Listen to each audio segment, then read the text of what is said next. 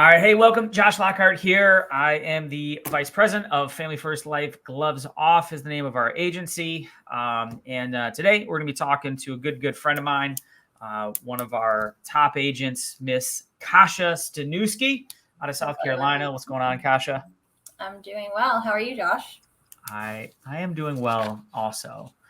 I just wanted to hop on because, in a little bit of time that we've been working together, you've done some incredible things. I think you have a even more incredible background, not because what you did was so strange, but because it had everything to do with insurance. So, of course, it's no surprise all the success that you're having, right? Absolutely. No, absolutely not. Yeah. Well, let's start there for everybody watching. What were you doing prior to being a, insurance professional? Well, I was a nanny. So that makes sense. I did a little bit of everything. I was in college. I was studying international business. I speak 3 languages, so I thought maybe I could use that. But I didn't know that. What other languages do you speak? I speak Polish and Spanish. So that's my minor was business language and Spanish. Okay. I don't know if you know this. One of the first policies I sold was actually in Spanish. I did a whole presentation in Spanish. Really? Mm-hmm. Wow. No, I did not know that. I had to translate the entire worksheet into Spanish in my car before I got to the appointment so I could have something when I was there so I could point to things and I knew all the medical terms. Wow. Okay. Yeah. But regardless of that, I didn't like the idea of being constricted to an office all the time. I didn't really like the idea of a 9 to 5. So I nannied all throughout college. And after college, I continued to nanny because I realized, to be honest, I was making just as much money as my friends who were, slaving away 40 hours a week at a 9 to 5. So I ran around with the kids and hung out with the families, went on vacations, and it was a lot of fun, of course, but I knew that I needed to do something different, and I wasn't sure exactly what that would be. So I found myself feeling really lost. My 20s were just going by. I'm 27 now, and I started to panic a little bit, and I didn't know what direction to go in. I looked at things like e-commerce. I looked at doing real estate. I knew I wanted something. I knew I was meant to do something greater, but I wasn't sure what it was. And on a random day, did you want me to get into how I got started? Yeah, sure. So my best friend, he reached out to me saying that he was looking at actually getting started in insurance and was looking for a personal assistant, and I'd be perfect for the job. And to be honest, the idea of consistent income to help my friend out was kind of alluring at the time because I was door dashing, I was nannying, I was just, whatever. I figured it would just be another side hustle for me. But then once I started really hearing what was possible, I was almost insulted that he didn't think that I could do this. But I didn't want him to know I was interested. So I kept my cool because I'm the type of person that gets really excited about things. I can be emotional at times. So I didn't want to get really excited. I was halfway through real estate school. If I was going to quit on this, thing that I had just devoted myself to, my parents were going to kill me. So I decided to keep my mouth shut, and I secretly went and watched hours upon hours of podcasts. I stayed up till like 3 a.m, 3 nights in a row. And Monday morning, I called my friend and said, all right, listen, I don't want to be your assistant. I want to be an agent. You're going to hire me. And he was kind of surprised. He didn't think I'd want to do this at all. But I got started. It took me, I did struggle. I had a lot of struggles. The exam was hard for me. I hadn't studied like that in a while. But I did get through it. And then you and I met, and we've become great friends since. Yay. So, okay. A few things you said, like, was the exam was it that it was so technical and you didn't know what they were talking about, or was it that you just hadn't had a reason to study like that in a long time? I just hadn't studied like that in a while. And I'm actually a college dropout. Yeah, Most people same. don't know that. I made it through 99% of college, and I stopped because I just didn't feel like continuing, because I knew I didn't want to pursue that type of career, and that I was going to figure something else out, and I just wasn't bought in anymore. And the idea of test taking and everything, I developed kind of test anxiety a little bit. So I would get to the exam and I'd forget everything.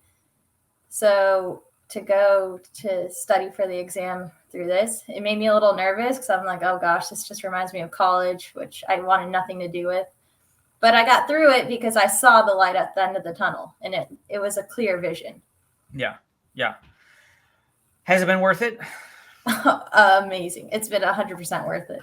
Okay. Okay. So now how, like, did you start part-time and then kind of work your way in? How'd that work out? And how long did you keep up the nannying? Yeah. So, I didn't want anyone to know I did this, Josh. So like, I didn't want anyone to know. I didn't want my parents to know. I didn't want the people I worked with to know. I didn't want my friends to know. I was even reluctant to tell my boyfriend. I didn't want anyone to know. This was kind of because I'd failed so much in my past. I wanted to fail secretly. Yeah. And so I started part-time, just to kind of step into it slowly. And that way I could see what was possible for me. And my first month, I remember in my, weekly, I was making what I used to make a month, which really got my attention, because I realized that this is something that I could do, that I could develop the skills to do. And I decided I needed to just quit my job. And so I did. Okay. Okay. Well, so everybody knows, like, nannying is a super high-end, high-paying career, right? But like you're saying, whatever you were making a month, now you're making a week. Yeah, and I was paid well for what I was doing, but it's not something that, I could it's not something I could really live the lifestyle I wanted. Sure. Yeah. I totally get it. So, all right. Well, so obviously somebody's, like, looking at you going, okay, well, she's a nanny and college dropout. All this I'm hearing is like, you're very, very equipped to be a top insurance producer, right? Yeah, So what was the learning curve like for you? Well, I don't know if I would even describe it as a curve. It had its ups and downs. I felt like I learned a lot immediately, and then I got a little cocky and overconfident. So I remember my first day, the first time I sat with a client, I had no idea what I was doing. I was trembling. I was shaking. I literally read the financial inventory, filled it out. I think I called you, and I got started before I even had all my carriers. So I only had a handful of carriers. So I had to write AIG, actually, because that's the only carrier that I had that I could write for her. And I remember I just asked for the sale. Like, I just went for it, and she said, okay. And I put it in the computer, and then I left. And I was like, I just sold my first policy. On your first appointment? On my first appointment. Yeah. It blew me away. I was like, wow. And then it went well. And then I remember I went through a period of time where I knew too much. And I got a little overconfident, and I was talking too much, and I was overthinking things. And I think I talked myself out of sales, actually. So, but I've definitely learned a lot here, and being on live dials has helped tremendously. Tuning into the podcast, to all our trainings, to the weekly calls we have, and forcing you to become my friend. No, but truly, I kind of latched onto you because you were someone that I really looked up to. I saw what you were doing, and I knew that if I talked to you every day, that just by association, I would grow to become more like you and become more productive. And, your success would kind of rub off on me, and I'd become better as well. Well, appreciate it. Whether that's true or not, I don't know, but you are doing, higher production than what you were. So maybe there's something to that, right?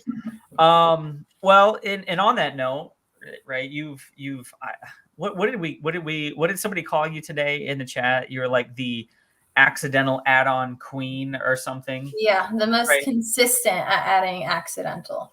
Right. So in our world, right, there, somebody fills out a form. They're like, hey, I'm interested in, getting information about life insurance. So we're not like hitting up friends and family. If Kasia hasn't hit you up, it's because, she's too busy servicing the people that, filled out a form and requested it. So you have to request it. Be like, Kasia, I want to talk to you. But so you do that, and then they go over and, you help them with whatever they want, their needs and all that type of stuff. But one of the things, it's like an add-on product. It's just kind of like an extra, and it's a nice extra. I have it for myself because I drive a lot around Atlanta, and Atlanta is crazy traffic. And so I want that. But it very much is just an add-on to the sale, right? It's not the sale, it's an add-on to the sale. So what somebody was saying is no one has more add-ons and upgrades in our sphere, in our agency than you do. And in fact, I mean, I would say that you'll probably make a full-time income this year or better on just this like little extra at the end of the sale. And so talk to me about that, right? Like, because not everybody does that. Not too many people do that, right? So what gets you like thinking about, hey, I need to do this? So it's actually kind of funny. It wasn't my idea. So backtrack a few months ago, my boyfriend and I was, a nanny. He actually came from fire protection. So neither of us were in sales, and I decided to jump into insurance. He jumped into car sales. And so through our, transition into sales, we both kind of come home every day and give each other tips and tricks. And we're a little competitive, and I'll come home and I'll tell him, oh, I didn't sell a policy. And he started saying, he's like, but did you add accidental? And I was like, no, why would I do that? And he explained to me, he's like, you don't have to sell it. Just show them the option. And I remember one day specifically, I tried it. I just wrote it on the paper. The way I quote is, once I get through the application, I give them 3 options. And let's see here. So let's just say on the top portion, I'll write out their 3 whole life options, 10,000, 20,000, 30,000. And then I fold the paper in half so not to confuse them. And on the bottom, I just write accidental, and I give them 3 accidental options. And, for the whole life, for instance, that's what I sell. That's what I tell them. I slide it over to them. I said, look, this is what this is. I explain the living benefits, blah, blah, blah. And then I said, but if you flip that over, that's additional accidental coverage. I just wanted you to know that you are eligible for that. So if you wanted to add that on, I'd be happy to do that. So I spend most of my time talking about the initial product. Yeah. And that day that it really clicked for me is he didn't want the whole life. He's like, I'm good. I can't really afford that right now. You'll have to follow up with me once they cut down my hours. So, give me a call in a couple months. And I said, okay, yep, no worries. I'm just typing on my computer, pretending to look busy. And I was like, did you want to add any of that accidental? And he's like, yeah. He's like, I mean, I do like the idea of that. I wonder if I could get he's talking to himself out loud. And then I say, well, it does go up to $500,000. He's like, oh, $500,000. I really like that. Go ahead and throw that in. And I was like, okay. And I didn't sell a regular policy. I only sold him a $500,000 accidental policy. and my commission on that was just as much as it would have been. And that's when it clicked to me that if I just offer it, sometimes people go for it. And there's been so many occasions where instead of walking away with no sale, I'll walk away with a smaller sale. And those smaller sales, they do add up. Yeah. And that was a big lesson for me, to just offer it.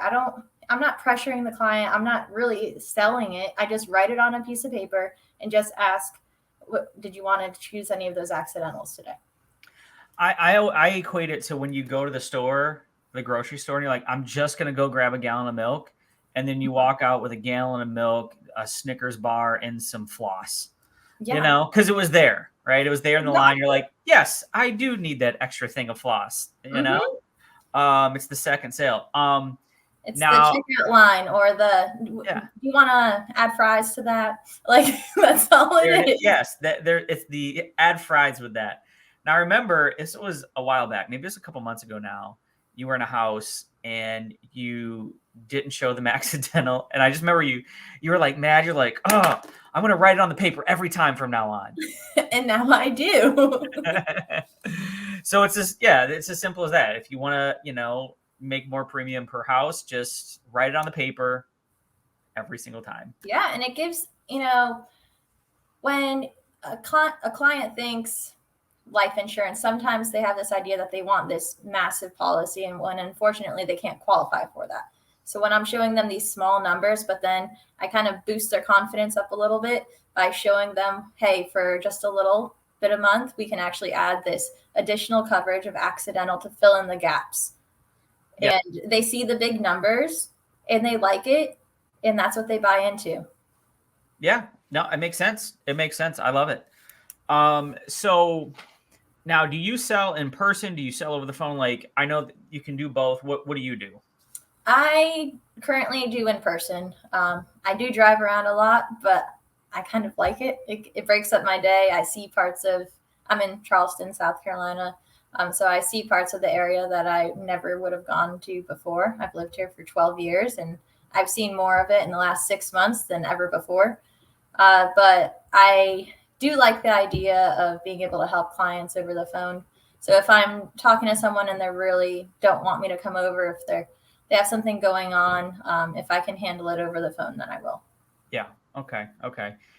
Do you ever meet any interesting people? Oh my gosh. I meet a little bit of everyone. I meet people where it makes me really grateful for what I have, because I see some sad conditions. But I meet some of the kindest people. I've learned not to judge a book by its cover. One family I went to, it seemed like not the nicest house, a little rundown. The first time I talked to him, I showed up, he no-showed me. I called him and he promised me he'd be there the next day. So I went back, and this man was fully retired with the military, was making like a 6-figure retirement and had drawers of cash just everywhere. I mean, he didn't really need the life insurance, but he said that he trusted me, that when I called him, there was something about me that he trusted me and he wanted me to treat him like his grandfather, like he was my grandfather. I sold him a policy. He really liked my ID number, like my license number. So you remember this story? Yeah. So, and he was someone that liked to play the lottery, and he was a religious man. He kept telling me that I was a blessed person and that I was a blessing to him, and he believed in sharing blessings. A couple of days later, once I left, he gave me a call. I thought he was calling to cancel, but no, I answered the phone, and he said that he had played my South Carolina state license number in the lottery, and he had won $400, and I needed to come split my winnings with him. So I went over there, and I really didn't want to take the money, but he told me I needed to. And and he also gave me a bunch of dog food for my dog, because we bonded over our dogs. So I've met some very interesting people. I've literally been in a home and cops have burst in at one point. What? And I still sold the policy. Okay. Yeah. Okay. You can't. Give me this 30-second version of that. I mean, I was just sitting there on the couch, and the wife, she was, I guess there was a noise disturbance. There was some suspicious behavior with these teenagers in the apartment below us. So she called the property manager, and the property manager called the cops. The cops busted into the apartment we were in instead, like guns drawn and everything. And it was a little frightening. And I sold accidental that day. Of course you did. I mean, I had to use the moment. Listen, anything can happen. Accidents happen. I mean, the gun could have went off. It could have gone off. You never know. But I've met some really kind people. I've met some interesting people. People who will probably, some of them text me every day, just good morning. They send me prayers. We send each other Christmas cards. I mean, wow. I love the impact that we have on people's lives and the impact that people have on my life. You know, I would have never met this group of people before. You know, I wouldn't have had the conversations with people that I have now. Yeah. Yeah. Yeah. You know, I've sold things for 15 years. And I never went to somebody's house or met them, sold them something, made a ridiculous amount of money for the time and effort, and then they hug me, thank me, and give me gifts. Yeah, it's never before. I think it's also because we're talking about something that no one talks about. No one wants to talk about dying. It's such a taboo subject. But we come into people's homes and we make them talk about the things that they don't want to talk about because it's seen as a scary idea. But we come in and we give their family hope. We give them something that kind of eases off the pressure. And of course, they're going to be grateful and thankful to us because we're giving them that peace of mind. Man, that's so good. That's so good. All right. All right. Well, any tips for anybody who's maybe just, checking this out? Maybe Kasia and you'd like to reach out to her. Her agency's growing. And I mean, if anybody wanted to, would you work with them? Would you help them, have some of the success that you have? Absolutely. I mean, so, I was, what's that? I said, I was just a nanny. And had I not found this, company, I don't know what I'd be doing. I'd still be twiddling my thumbs, trying to figure out my life, watching the years roll by. And now I'm actually was able to take charge of my life and build something that my future self can be proud of. That's awesome. Well, hey, I appreciate you hanging out with us. Of course. Thank you for having me, Josh. Yep. Take care.